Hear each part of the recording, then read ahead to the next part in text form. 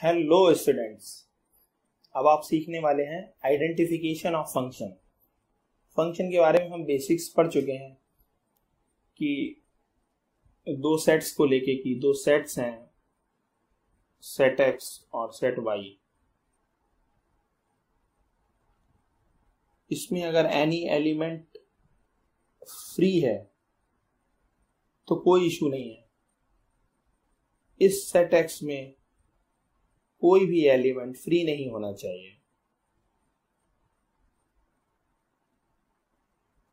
ये कंडीशन है फंक्शन होने की। ये सब आपको सिखाया गया है। ऊपर जो लिंक आ रहा है वहां पर जाकर आप क्लिक करके फंक्शन के बारे में उस बेसिक्स सीख सकते हैं। आज हमें आइडेंटिफिकेशन ऑफ फंक्शन पढ़ना है और पहले बेसिक से शुरू करते हैं कि जो ट्रिक है वो आपको बेसिक्स जब समझ में आ जाएंगे, किसी चीज का प्रोसेस समझ में आ जाएगा तो वो ट्रिक भी हमेशा सही बैठेगी। तो 4 एग्जांपल्स ले लेते हैं। ये फर्स्ट एग्जांपल, सेट एक्स ले लिया, सेट वाई ले लिया, 3 एलिमेंट ले लिए समझने के लिए। और अगर ये बिल्कुल स्ट्रेटली एरो डायग्राम के थ्रू कनेक्टेड है तो ये अनडाउटेडली एक फंक्शन होगा। ये एक फंक्शन हो जाएगा। ठीक, ये हमने एग्जाम्पल 1 ले लिया। अब एग्जाम्पल 2 ले लेते हैं। लेट सपोज A1 से कनेक्टेड है, B2 से कनेक्टेड है और C भी 2 से कनेक्टेड है।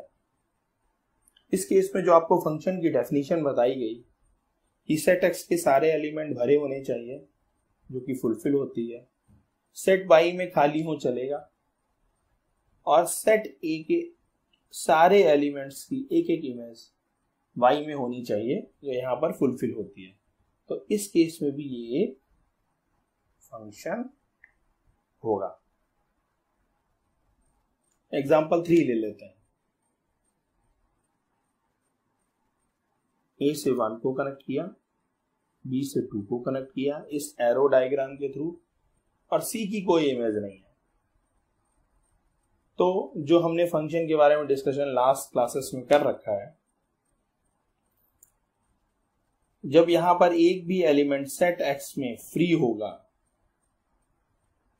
तो ये फंक्शन उस केस में नहीं होगा। क्लियर? एग्जाम्पल 4 ले लेते हैं। अब मान लिया ए की 2 इमेज है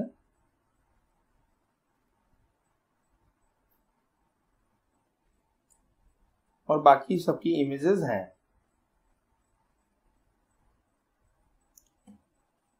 तो ए और बी की कॉमन इमेज 2 है, इससे कोई प्रॉब्लम नहीं है। If there is a common image, no issue. But ए की 2 इमेजेस है, this one and this one,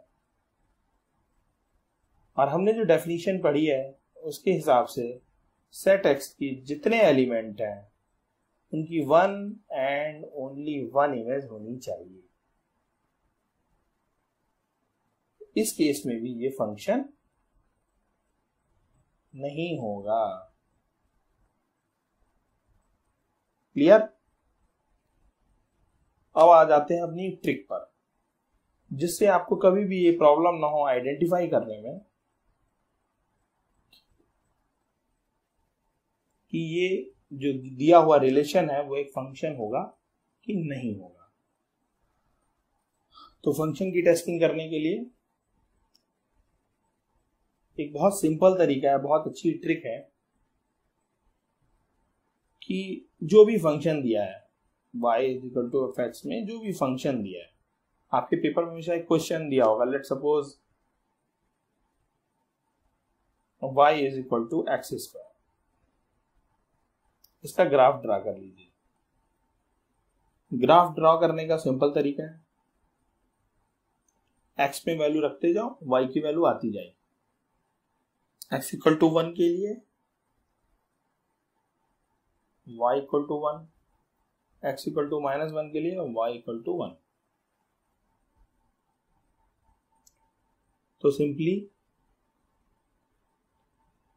ये ग्राफ कुछ ऐसे आएगा। और जो हमको लाइन ड्रॉ करनी है वो y एक्सिस के पैरेलल ड्रॉ करनी है, कुछ इस तरीके से। तो आप देख रहे हैं कि ये जो ग्राफ है ये ऐसे जाता जाएगा इस लाइन से दूर, और इस तरफ भी इस लाइन से दूर जाता जाएगा। तो ये जो ग्रीन लाइन है ये हमेशा इसको एक सिंगल पॉइंट पर कट करेगी।